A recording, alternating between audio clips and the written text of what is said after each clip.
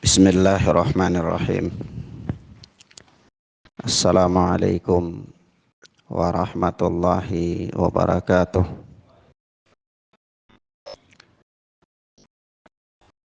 Alhamdulillahilladzi hadana lil Islam wa manna alaina bih wa akhrajana fi khairi ummatin fanas'aluhu at-taufiqa lima yuhibbu wa yarda wal hifdha mimma yakrahu wa yaskhat. Fanusalli wa nusallimu ala habibina wa sayyidina Muhammad ibn Abdillah wa ala alihi wa ashabihi wa man tabi'ahum bi ihsanin ila yaumiddin. Amma ba'd. Ikhwanna fiddin, a'azzani Allah wa iyyakum. Kita masih dengan pelajaran Syarhus Sunnah oleh Al-Imam Al-Barbahari rahimana wa rahimahullah. Kita sampai pada kalimat berikut. Kata Al-Imam Al-Barbahari rahimana wa rahimahullah, wa'alam annahu innama jaa halakul jahmiyah annahum fakkaru fi rabbi azza wa jal wa adkhalu lima wa kaifa wa tarakul athar wa wada'ul qiyas wa qasud dina ala ra'ihim faja'u bil kufri iyanan wa la yakhfa fakafaru wa kaffarul khalqa wa tarrahumul amru ila an qalu bita'til. Kata Imam Al-Barbahari, wa alam annahu innama jaa halakul jahmiyah, ketahuilah sesungguhnya awal kehancuran Jahmiyah itu adalah annahum fakkaru fi rabbi azza wa jal, karena mereka berpikir tentang hakikat Allah. Mereka berpikir tentang hakikat Allah tabaraka wa ta'ala. Fadakhalu lima wa kaifa, maka mereka pun memasukkan ke dalamnya pertanyaan kenapa dan bagaimana. Wa tarakul athar wa wada'ul qiyas, lalu mereka meninggalkan athar, meninggalkan hadis-hadis Nabi sallallahu alaihi wa alihi wasallam dan ayat-ayat Al-Quran yang berbicara tentang sifat-sifat dan nama-nama Allah. Wa wada'ul qiyas, dan mereka meletakkan qiyas, menggunakan qiyas dalam perkara tersebut. Wa qasud dina ala ra'yihim, lalu mereka mengkiaskan agama dengan akal-akal mereka. Faja'u bil kufri iyanan wa la yakhfa, sehingga mereka pun datang dengan kekufuran secara terang-terangan. Fakafaru wa kaffarul khalqa, lalu terjatuh ke dalam kekufuran dan mengkafirkan orang-orang yang berseberangan dengan mereka. Wattarrahumul amru ila an qalu bita'til, dan urusan mereka ini, cara pandang mereka ini memaksa mereka untuk melahirkan pendapat ta'til, yaitu bahwa apa? Mengosongkan nama-nama dan sifat-sifat Allah Subhanahu wa ta'ala. Taib, ya ikhwan wa akhwat, kita lihat di sini ucapan daripada Al-Imam Al-Barbahari rahimana wa rahimahullah. Beliau menerangkan kepada kita tentang awal kehancurannya Jahmiyah, yaitu ketika mereka berlarut-larut memusatkan konsentrasi pikiran mereka tentang hakikat Allah. Mereka berpikir tentang zat Allah Azza wa Jal, berpikir tentang ya sifat-sifat dan nama-nama Allah, sehingga mereka larut dalam pembahasan itu. Lalu mereka meletakkan pertanyaan kenapa dan bagaimana. Artinya kalau berbicara tentang zat Allah, maka mereka mengatakan bagaimanakah bentuk zat Allah itu. Kalau berbicara tentang nama-nama dan sifat-sifat Allah, mereka pun mengatakan bagaimanakah bentuk nama-nama dan sifat-sifat Allah itu. Kalau berbicara tentang surga dan neraka, mereka akan mengatakan kenapa Allah mesti menciptakan surga dan neraka, kalaupun toh Allah tahu penghuni neraka itu siapa-siapa dan penghuni surga itu siapa-siapa. Begitu. Nah, karena mereka masuk dalam perkara akidah dengan mengajukan dua pertanyaan ini kepada urusan Allah, maka disitulah mereka sesat. Ya, kenapa ya ikhwan? Karena seorang muslim itu tidak pantas bagi dia untuk membahas tentang urusan Allah. Tidak pantas bagi dia untuk membahas bagaimanakah bentuk nama-nama dan sifat-sifat Allah. Tidak pantas bagi dia untuk membahas kenapa Allah memerintahkan itu dan kenapa Allah memerintahkan ini. Kenapa Allah melarang itu dan kenapa Allah melarang ini. Tidak pantas bagi seorang muslim untuk berpikir dan membahas yang demikian itu. Kenapa? Karena kita mengetahui informasi tentang Allah Subhanahu wa ta'ala itu dari Allah Azza wa Jal, yang Allah sampaikan kepada Rasul sallallahu alaihi wasallam, lalu Rasulullah sampaikan ke kita. Nah, apa-apa yang tidak Allah sampaikan kepada kita, maka kita tidak mengetahui tentang informasinya. Nah, di antara nama-nama dan sifat-sifat Allah, perintah dan larangan Allah, itu Allah informasikan kepada kita. Adapun tentang zat Allah, Allah tidak informasikan kepada kita. Nah, karena Allah tidak informasikan kepada kita, maka kita tidak punya kemampuan untuk sampai di ruang itu. Tidak punya apa? Kemampuan untuk sampai di ruang membahas tentang apa-apa yang tidak Allah informasikan kepada kita. Nah, ketika kita paksakan diri kita masuk di dalam pembahasan yang Allah tidak informasikan kepada kita, maka tentu jangkauan pengetahuan kita itu sempit dan pendek, tidak mampu untuk menjangkaunya. Ya, maka ketika kita tidak mampu menjangkaunya, maka kita akan sesat. Maka dari itu, Ahlus Sunnati wal Jamaah sejak dari zaman para sahabat sampai akhir zaman itu mereka berpendapat bahwa mereka meyakini nama-nama dan sifat-sifat Allah sebagaimana yang Allah dan Rasulnya informasikan kepada kita, dan mereka menyerahkan kaifiyahnya kepada Allah. Kenapa? Karena kaifiyahnya tidak diterangkan oleh Allah Subhanahu wa ta'ala. Maka dari itu Allah Azza wa Jalla mengatakan kepada kita, ya'lamu ma baina aydihim wa ma khalfahum wa la yuhituna bihi ilma. Allah itu mengetahui apa-apa yang ada di depan dan di belakang mereka, dan tidak ada satu ilmu pun yang bisa meliputi Allah Azza wa Jalla. Tidak ada seorang pun yang mampu mengetahui tentang hakikat Allah Azza wa Jalla. Nah, tidak ada seorang pun yang mampu untuk mengetahui tentang hakikat Allah.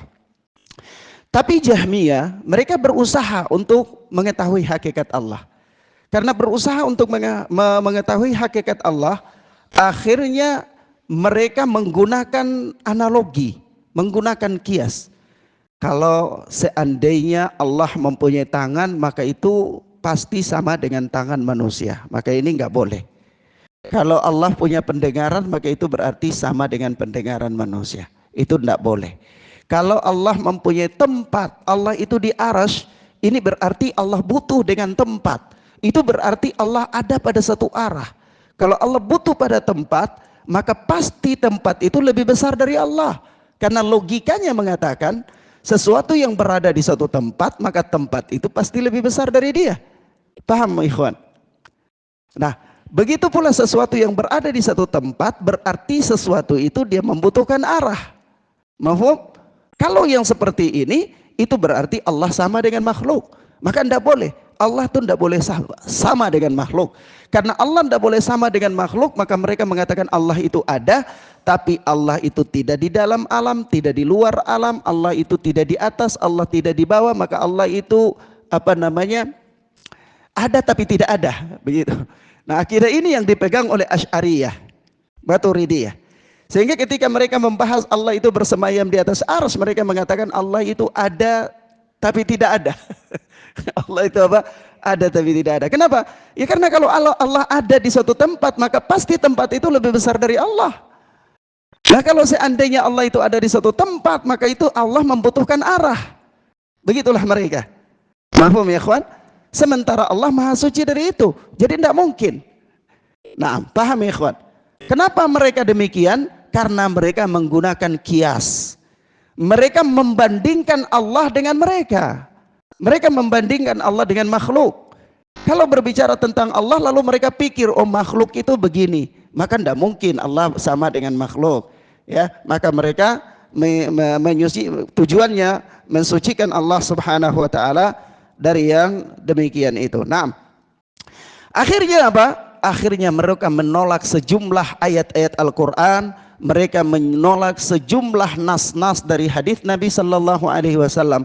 Maka inilah yang dikatakan oleh Al-Imam Al-Barbahari, endingnya watarakul athar, mereka meninggalkan nas. Mereka apa? Meninggalkan nas. Mafhum? Mereka meninggalkan nas-nas yang berbicara tentang nama-nama dan sifat-sifat Allah. Mereka meninggalkan nas-nas yang berbicara tentang surga dan neraka.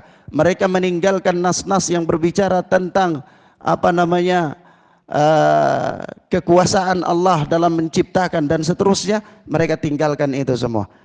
Akhirnya sesatlah mereka. Sesatlah mereka.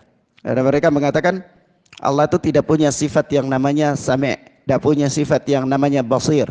Ya, Allah itu tidak berbicara. Akhirnya sama seperti benda mati, sama seperti patung. Ya, karena hanya patung yang bisa disifatkan dengan sifat-sifat yang jelek seperti itu. Tidak bisa lihat, tidak bisa mendengar, tidak bisa berbicara.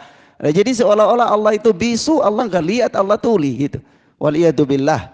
Ya, padahal Allah Subhanahu wa taala telah mengabarkan kepada kita sejumlah nas tentang hal tersebut. Nah, karena mereka bermain-main di dalam kias, akhirnya memaksakan mereka supaya meniadakan nama-nama dan sifat-sifat Allah itu.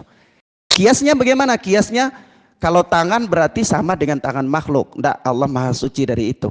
Kalau Allah maha mendengar berarti sama dengan pendengaran makhluk. Tidak mungkin, Allah maha suci dari itu. Kalau Allah berbicara maka pasti sama dengan pembicaraan makhluk, maka Allah maha suci dari itu. Berarti yang namanya tangan itu tidak ada, yang namanya pendengaran tidak ada, yang namanya penglihatan tidak ada, yang namanya kalam tidak ada. Paham?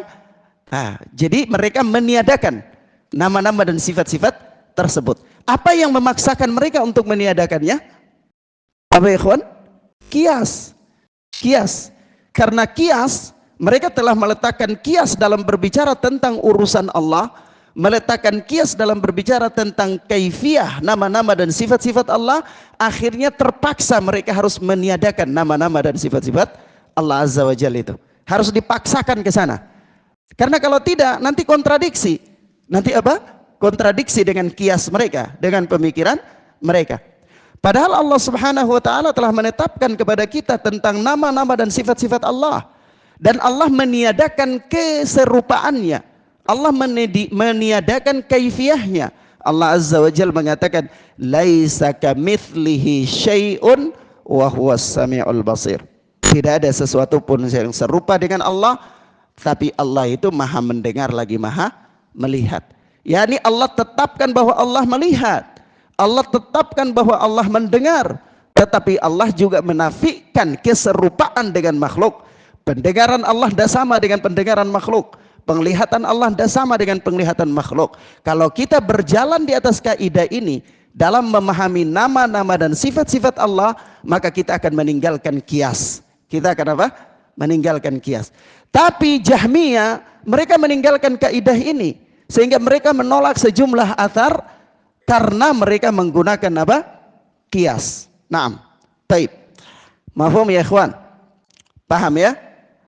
Kemudian selanjutnya berkata Al-Imam Al-Barbahari rahimana wa rahimahullah, wa qala ba'dul ulama minhumul imamu Ahmad bin Hanbal, al-Jahmiyu kafirun laysa min ahlil kiblah, halalud dam, la yarithu wa la yurath, li'annahu qala la jum'ata wa la jama'ata wa la idaini wa la sadaqah, wa qalu man lam yakul al-Qur'anu makhluqun fahuwa kafir.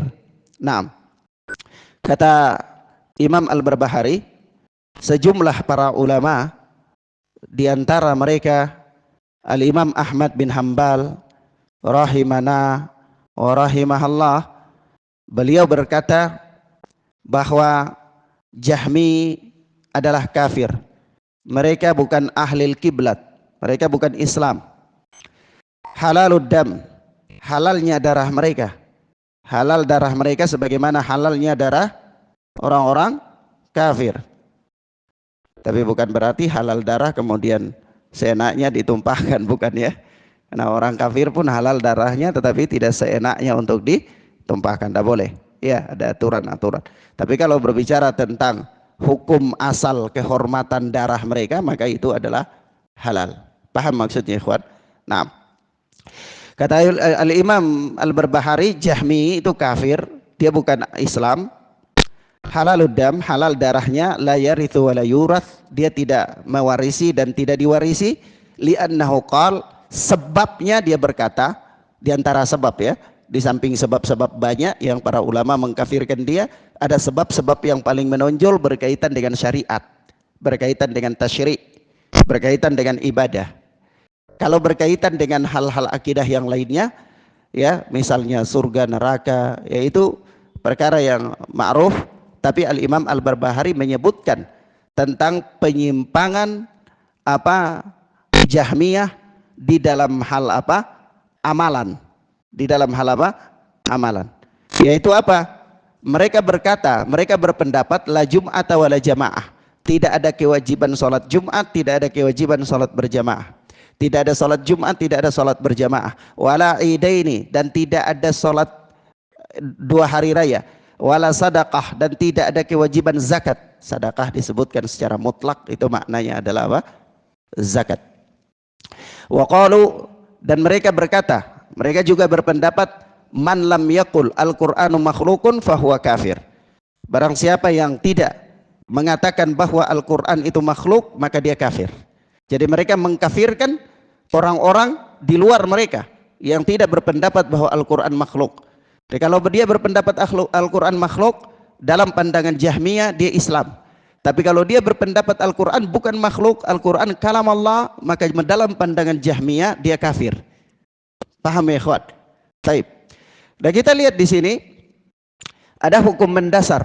Hukum mendasar yang disebutkan oleh Al-Imam Al-Barbahari rahimana rahimahullah, bahwa tentang hukum Jahmiyah itu dikafirkan oleh para ulama, dikafirkan oleh para ulama.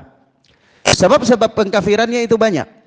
Di antaranya Al-Imam Al-Barbahari menyebutkan di sini mereka menolak kewajiban ibadah, salat, apa, zakat, salat aidain, itu mereka tolak. Mereka mengatakan tidak ada kewajiban itu. Kenapa? Karena bagi mereka iman itu ya sekedar pengakuan saja, ya sekedar ma'rifah. Jadi kalau seseorang itu sudah ma'rifah, sudah mengenal Allah, maka itu sudah dia beriman.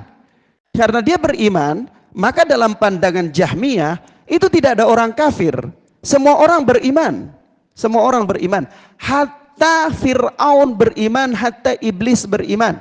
Kenapa? Karena Fir'aun juga dia meyakini tentang apa? Allah Subhanahu wa taala yang menciptakan.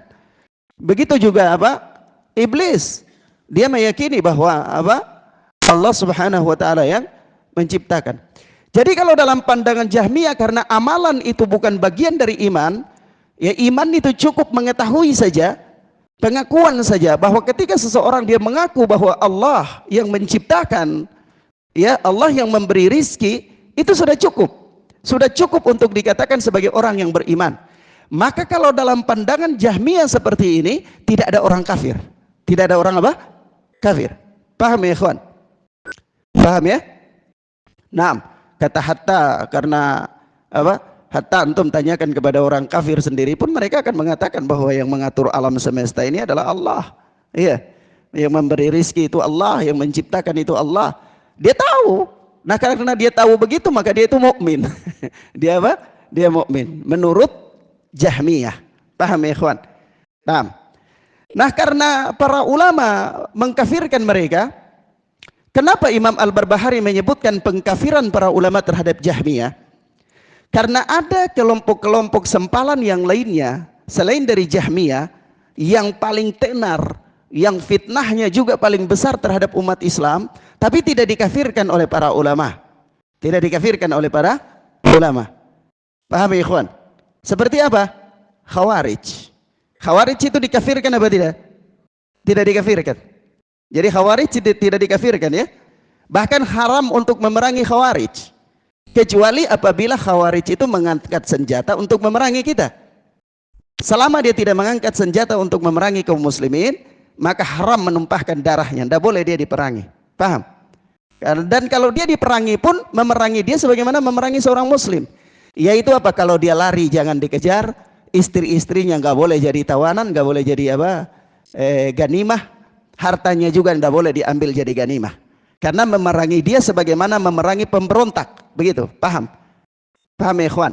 Nah, sebab itu ingat baik-baik, ya, para ulama tidak mengkafirkan Khawarij, sehingga Khawarij itu jangan serta-merta antum katakan halal darahnya, paham? Jangan sampai ada orang demo langsung antum, oh, tembak saja kasih mati semuanya, itu halal darahnya. Waduh, parah kalau kayak gini, ya, jangan. Mafhum ya, ikhwan? Paham ya? Nah, karena memerangi Khawarij itu sendiri, sekali lagi anak ulang, adalah dalam rangka mencegah kerusakan yang ditimbulkan oleh mereka. Mafhum? Paham? Nah, tapi kalau bicara tentang penyimpangan Jahmiyah, maka para ulama mengkafirkan Jahmiyah apa tidak? Para ulama mengkafirkan Jahmiyah. Paham ya, ikhwan? Nah, diantaranya Al-Imam Al-Barbahari mengatakan di situ, ya, diantaranya adalah Al-Imam Ahmad bin Hanbal rahimana wa rahimahullahu ta'ala. Taib. Lalu mereka konsekuensinya, karena mereka kafir, ya konsekuensinya tidak saling mewarisi. Ya, yaitu la yarithu wa la yurath. Tidak boleh saling apa? Mewarisi. Dia tidak mewariskan dan dia tidak diwarisi. Ya. Jadi kenapa ya, ikhwan? Karena sebab-sebab waris itu ada berapa? Ada 3. Sebab-sebab waris itu ada 3. Yang pertama apa? Yang pertama nasab. Atau yang pertama agama. Seagama. Yang kedua nasab. Yang ketiga pernikahan. Yang ketiga apa? Pernikahan. Itu sebab-sebab waris. Sebab-sebab apa? Waris. Nah, kalau misalnya tidak seagama lagi, maka batallah sebab-sebab apa? Waris. Paham ya, ikhwan? Begitu pula kalau pernikahan. Misalnya terlepas ikatan pernikahan, maka terlepaslah sebab-sebab waris. Mafhum? Sehingga kalau istri yang dicerai, maka tidak mendapatkan warisan. Karena apa? Terlepaslah ikatan pernikahan. Paham ya, ikhwan? Nah, begitu pula kalau anak ya mendapatkan, karena anak itu hubungan nasab. Hubungan nasab tidak bisa dipisahkan kecuali karena perbedaan agama. Jadi kalau selama masih satu agama dan itu ada hubungan darah anak, maka ini melekat pada dia sebab-sebab waris. Kecuali apabila telah terjadi pembatalan dari sisi perbedaan agama. Nah, mafhum sampai di situ, ikhwan? Taib. Nah, kenapa Jahmiyah tidak mendapatkan warisan dan tidak mewarisi? Karena persoalannya ini sudah terjadi perbedaan agama. sudah batal pewarisannya, sudah batal menerima waris dan memberikan apa? Waris. Karena dihukumi apa? Kafir tadi, dihukumi kafir. Nah, sampai di sini mafhum ya ikhwan? Di sini Anda ingin sampaikan satu hal penting ya tentang pengkafiran ini. Sebab itu perkara pengkafiran ini perkara yang riskan. Perkara yang sangat riskan sekali. Tidak boleh dilakukan oleh para penuntut ilmu. Ini adalah haknya ulama. Ini adalah haknya ulama. Artinya haknya orang-orang alim. Haknya orang-orang alim. Dan orang-orang awam mengikuti orang-orang alim dalam hal ini. Karena alim hujjatun liman lam ya'lam. Orang alim itu adalah hujjah bagi orang yang tidak tahu. Ya. Orang alim itu hujjah bagi orang yang tidak tahu. Jadi orang awam mengikuti orang alim. Sehingga orang awam tidak boleh seenak perutnya untuk melakukan vonis-vonis takfir, tidak boleh. Paham ya ikhwan? Tidak boleh. Tidak boleh orang awam seenaknya dia mengatakan ini kafir, ini kafir, ini kafir. Kenapa? Karena kafir itu perkara hukum Allah yang riskan permasalahannya. Karena dia akan berakibat kepada banyak hal. Iya, dia akan berakibat kepada banyak hal. Yaitu apa? Kalau seseorang itu dia kafir, divonis kafir, maka akan terjadi pembatalan terhadap sejumlah hukum syariat yang melekat pada diri mukallaf, pada diri orang yang dibebankan syariat. Misalnya, kalau dia telah divonis kafir, maka otomatis pernikahannya pisah apa enggak? Pisah enggak? Pisah. Kalau dia meninggal disolatkan enggak? Enggak disolatkan. Dikuburkan di pemukiman muslim apa enggak? Hah? Enggak. Kemudian dia mewarisi apa enggak? Enggak. Kemudian apa? Ya banyak lah ya, banyak. Jadi karena perkara ini riskan, enggak boleh sembarangan. Enggak boleh apa? Sembarangan. Karena tersusun padanya sejumlah hukum. Tersusun padanya sejumlah hukum. Mafhum ya ikhwan? Jadi hal ini tidak boleh orang awam masuk di dalamnya. Seenak dia tidak boleh. Diserahkan kepada para ulama. Diserahkan kepada para ulama. Naam. Mafhum ya ikhwan? Paham ya? Taib. Kemudian di antara ya perkara yang diingkari oleh Jahmiyah atau penyimpangan Jahmiyah sebagaimana pada beberapa pertemuan yang lalu Ana sudah sampaikan beberapa poin di antara penyimpangan Jahmiyah, di antaranya juga adalah tentang iman. Karena penyimpangan mereka di iman inilah sehingga mereka tidak mewajibkan untuk melakukan amal-amal saleh. Iya. Bahkan ibadah-ibadah itu tidak wajib. Salat tidak wajib, haji tidak wajib, puasa tidak wajib, zakat tidak wajib bagi mereka dan seterusnya. Kenapa? Karena itu bukanlah merupakan syarat iman. Dia tidak termasuk. Ya. Kalau iman itu semata-mata hanya apa? Pengakuan saja. Semata-mata hanya pengakuan. Jadi kalau dalam masalah iman, maka Jahmiyah itu mereka sejalan dengan Murji'ah. Bahkan mereka Murji'ah yang paling jelek. Murji'ah yang paling apa? Paling jelek. Taib. Kemudian berkata Al-Imam Al-Barbahari rahimana wa rahimahullah, wastahallu sayfa ala ummati Muhammadin sallallahu alaihi wasallam wa khalafu man kana qablahum وامتحنوا الناس بشيء لم يتكلم فيه رسول الله صلى الله عليه وسلم ولا أحد من أصحابه وأرادوا تعطيل المساجد والجوامع.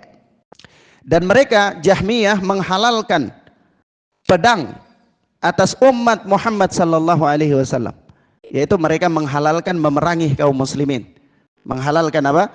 Memerangi kaum muslimin. Wa khalafa man kana qablahum, mereka menyelisihi orang-orang sebelum mereka dari kalangan orang-orang saleh, para ulama. Wa amtahanun nas bi syai'in lam yatakallam fihi Rasulullah sallallahu alaihi wasallam wala ahadun min ashabihi. Dan mereka datang membuat fitnah kepada manusia dengan sesuatu yang belum pernah dibicarakan oleh Rasulullah dan seorang pun dari sahabat Rasulullah. Nah, paham maksud? Jadi maksudnya begini. Karena penyimpangan-penyimpangan Jahmiyah ini mendorong mereka sampai pada tingkat mengkafirkan orang-orang yang tidak seakidah dengan mereka, maka konsekuensinya orang-orang itu boleh diperangi, begitu. Paham ya, ikhwan? Paham ya?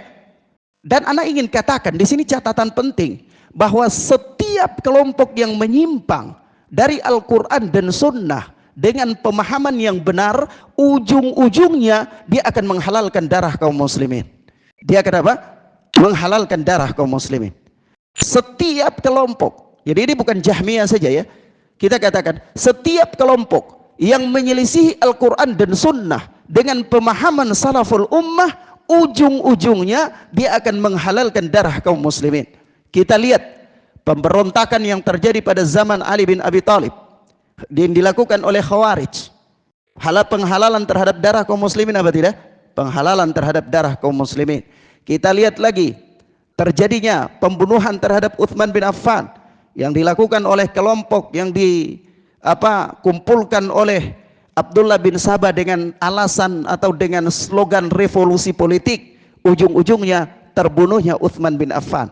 Terbunuhnya Utsman bin Affan apa anda? Terbunuhnya Utsman bin Affan. Itu revolusi politik.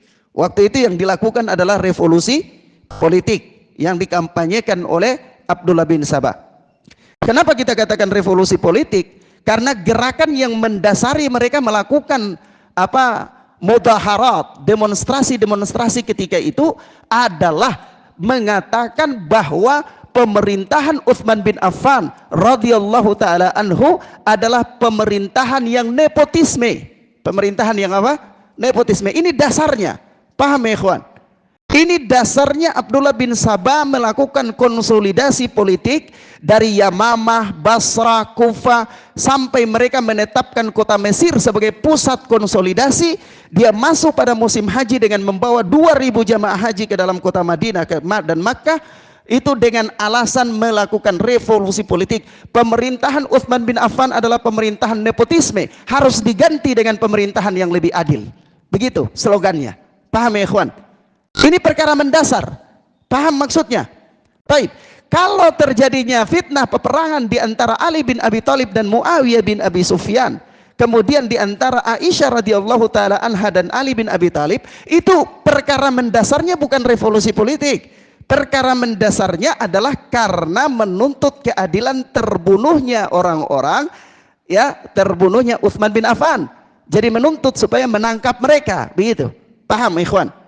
Paham ya? Jadi ada dua persoalan yang mendasar di sini. Ada dua persoalan mendasar yang berbeda. Fitnah yang terjadi pada perang Jamal dan perang Siffin itu persoalan mendasarnya berbeda dengan persoalan mendasar yang terjadi pada akhir masa pemerintahan Utsman sehingga terbunuhnya Utsman bin Affan. Sampai di sini antum paham ya, ikhwan? Paham ya? Nah, pemberontakan pertama kali yang terjadi itu bukan pengkafiran. Bukan pengkafiran. Mafhum ya ikhwan? Kalau Khawarij memberontak terhadap Ali bin Abi Thalib, itu persoalan mendasarnya pengkafiran. Mafhum? Tapi kalau para pemberontak masuk melakukan blokade di jalan-jalan kota Madinah, demonstrasi di zaman pemerintahan Utsman bin Affan sampai Utsman bin Affan dibunuh dalam keadaan sedang membaca Al-Quran, itu persoalan mendasarnya adalah mengganti pemerintahan. Jadi revolusi politik apa bukan? Revolusi politik. Mafhum ya ikhwan? Maka kita katakan, sekali lagi anak katakan, wallahi demi Allah, setiap urusan yang menyelisihi Al-Quran dan Sunnah dengan pemahaman para salafuna as-saleh, ujung-ujungnya akan menumpahkan darah kaum muslimin. Ujung-ujungnya akan apa? Menumpahkan darah kaum muslimin. Kita lihat pada zaman dulu, zaman klasik seperti itu, banyak sekali terjadi. Kita lihat pada zaman modern juga begitu. Di Mesir jadi satu kenyataan bagi kita, ya, bagaimana kaum muslimin ditumpahkan darahnya, ya. Kemudian ada sebahagian para dai yang tergelincir mendirikan partai Hizbun Nur, katanya partai Ahlu Sunnah. Itu pun ujung-ujungnya darah kaum muslimin yang dikorbankan. Iya. Dan ini kita katakan, maka anak pertegas sekali lagi, setiap kelompok yang menyelisihi Al-Quran dan Sunnah dengan pemahaman salafus saleh, ujung-ujungnya akan menumpahkan darah kaum muslimin. Jahmiyah adalah salah satu bukti konkret yang paling awal, ya, di samping ada bukti-bukti yang lainnya, Khawarij dan seterusnya, ya. Mafhum ya ikhwan? Belum lagi kita lihat nanti para sufi dalam perjalanannya mereka melakukan pembunuhan besar-besaran terhadap para ulama dan kaum muslimin, Ya, kalau kita belajar tarikh sejarah Islam, ya itu banyak sekali. Banyak sekali. Kita lihat pada zaman modern terjadi revolusi Iran, di mana Khomeini mengajak para dai salafiyun, ahlu sunnah untuk berbondong-bondong bersama-sama melakukan revolusi Iran. Begitu mereka didukung, terjadi revolusi Iran, apa yang terjadi? Ahlu sunnah dibantai lagi oleh mereka. Dibantai lagi oleh mereka. Begitu juga di Afghanistan. Ketika terjadi peristiwa peperangan di Afghanistan, yaitu ketika para mujahidin mereka telah memenangkan peperangan itu atas Uni Soviet, apa yang terjadi? Sebelum pulih kondisi Afghanistan, aliansi utara dan kelompok-kelompok sempalan Ikhwanul Muslimin dan lain-lain, mereka bersatu untuk apa? Untuk menghajar habis-habisan Syekh Jamilur Rahman di Kunar. Satu malam seluruh kaum muslimin ahlu sunnati wal jamaah dan para murid-murid Syekh Jamilur Rahman terbantai habis, dan sisa satu orang pun. Hatta Syekh Jamilur Rahman pun wafat dalam peristiwa tersebut. Mafhum ya ikhwan? Paham ya? Jadi sekali lagi kita tegaskan, sekali lagi, ini perkara penting. Ini perkara penting.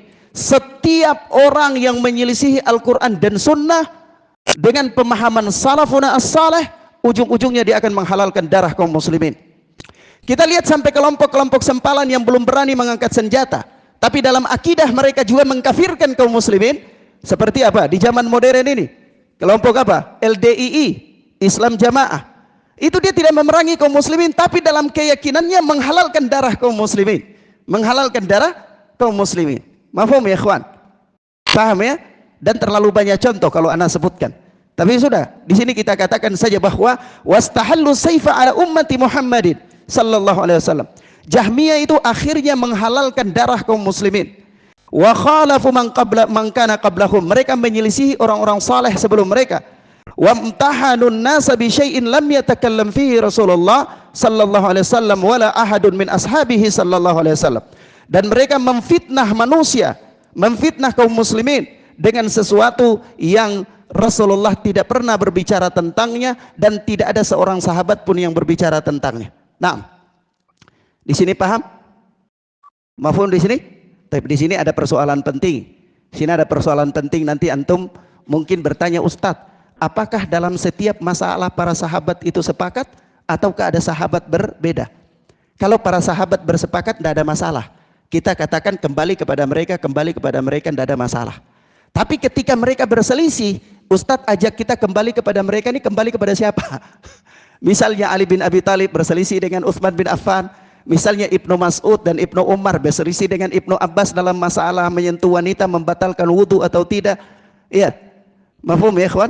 Jadi kembali kepada siapa? Padahal para sahabat berselisih.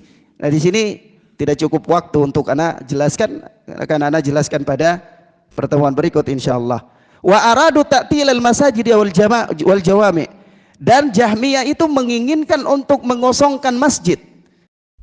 Kenapa Imam Al-Barbahari berpendapat mereka ingin mengosongkan masjid? Apa dasarnya? Ya dasarnya karena mereka mengatakan amal itu bukan bagian dari iman, jadi tidak perlu beramal, tidak perlu sholat. Iya, kalau tidak perlu sholat berarti masjid kosong apa enggak? Kosong. Memang Jahmiyah tidak mengumumkan bahwa kosongkan masjid, tidak boleh sholat di masjid, tidak kayak gitu. Tapi Imam Al-Barbahari menyimpulkan bahwa dengan keyakinan mereka itu, mereka hendak mengosongkan masjid-masjid. Kenapa? Ya karena akhirnya amal itu tidak penting bagi mereka, sholat tidak wajib bagi mereka. Maka dari itu tidak perlu sholat, masjid kosong enggak? Ya kosong, begitu. Paham ya ikhwan? Sampai di sini mafhum ya? Taib. Demikian ikhwanna fiddin, azani Allah wa iyyakum. Kita lanjutkan pada pertemuan berikutnya biidznillah taala. Wassallallahu ala nabiyina Muhammad wa ala alihi wa sahbihi wasallam. Subhanakallahumma wa bihamdika asyhadu an la ilaha illa anta astaghfiruka wa atubu ilaik. Wassalamualaikum warahmatullahi wabarakatuh.